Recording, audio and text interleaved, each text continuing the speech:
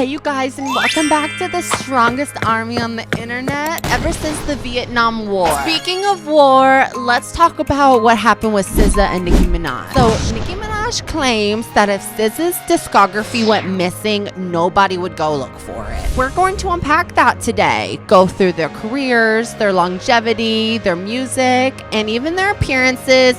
Nothing's off limits, so let's fucking get it. Before we go any further, I do want to be completely transparent and honest. There have been times in my life where Nicki Minaj's music was the difference between life and death. Get you a straw, you know this pussy is juicy. Kind of speaks for itself. The Shakespearean words really put me on a path and a journey to finding who I truly am. However, with the same breath, I still love and admire SZA, who is such a staple in the music industry. And I'm going to give both of them the courtesy of ranking them on a level playing field. The last thing I want to do is put myself smack dab in the middle of their beef. I'm going to be careful. Nicki Minaj's career began in the 2000s after she worked at Red Lobster, which is a restaurant that provides quality seafood without breaking the bank, not to mention the all-you-can-eat Cheddar Bay biscuit. Soon after that, Nicki Minaj cemented herself in the rap game without even putting out a studio album. $50K for a verse, I think, and she didn't even have an album out. Her money was very tall. Her Barbies, or her fans, actually had to climb it. Now, SZA began her career in 2010. She put out a couple of EPs, and then in 2013, she actually made history by being the first female to be signed to Top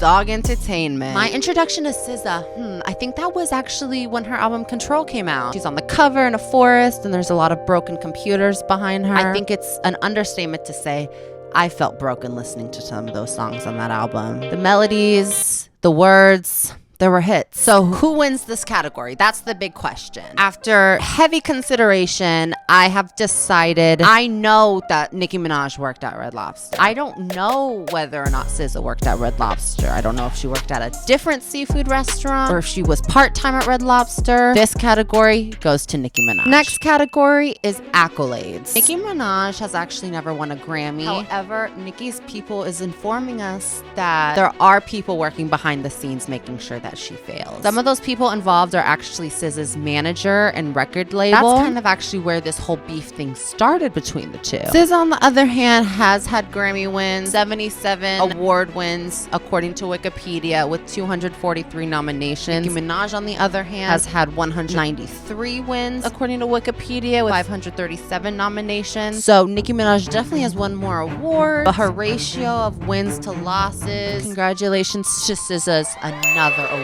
by winning this category. Now let's talk music. Both of these women are fabulous writers. They talk about how they're fabulous writers a lot. Nicki Minaj definitely has more Billboard charting hits than SZA. One of those is actually Starship. If you haven't heard that song, it's actually one of my favorites for dancing. On Twitter, Nicki Minaj also came for SZA regarding the fact that she's not able to sing without autotune, allegedly. I don't think Nicki Minaj can really sing without autotune either, but she never really claims to be a singer. She's a hard-ass rapper who can spell prog. Since both of their armies are pretty strong, almost as strong as our army we have on here, I am just gonna make this a category a tie. Both of their music's great and pretty subjective. People are gonna say, don't talk about their looks, and I get that. These are strong, powerful black women. However, Nicki Minaj posted a lot of pictures of SZA looking a complete mess on Twitter, so I don't feel like it would be correct journalism without us really investigating. So we're gonna look at their worst picture and then their best picture, and we're gonna find out who's prettier. This was one of the pictures that was posted, and she definitely looks warm. It looks like it's hot wherever she is. However, I have looked much